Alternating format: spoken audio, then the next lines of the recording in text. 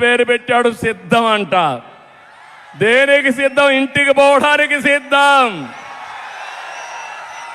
Nagari meeting చూసిన తర్వాత జగన్మోహన్ రెడ్డికి మైండ్ బ్లాక్ అయిపోతుంది. అవునా కాదా? మైండ్ బ్లాక్ గా ఉన్నా లేదా? అంటే ప్రజలందరినీ గొర్రెలు అనుకున్నాడు, ఇష్టానుసారంగా చేద్దామనుకున్నాడు.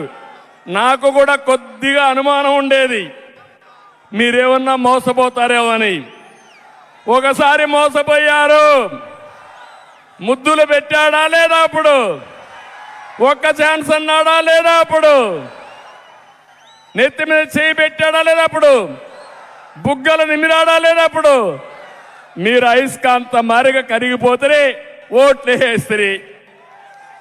ఇప్పుడు బాధుడే బాధుడు,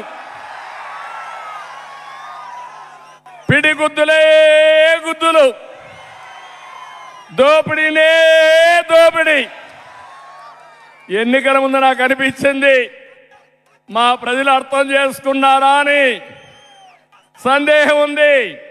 అబద్ధాలు కోరి జగన్మోహన్ రెడ్డి సర్వేలు చేస్తాడు, బోగస్ సర్వేలు, అందరికీ డబ్బులు ఇచ్చి మేనేజ్ చేస్తాడు.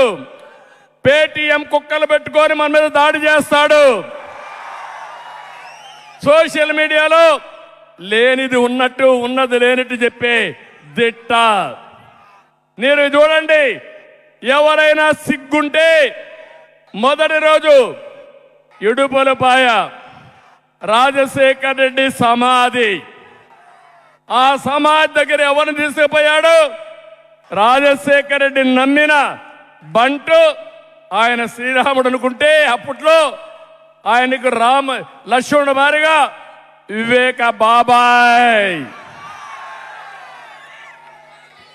ఇద్దరు కలిసి గొడ్డల వేటితో ఇద్దరు కలిపి లేపేసిన వ్యక్తి వివేక. ఏం తమ్ముళ్ళు చూసారా? ఈరోజు ఆ బస్సులో ఎవరున్నారు? ఎవరున్నారు బస్సులో?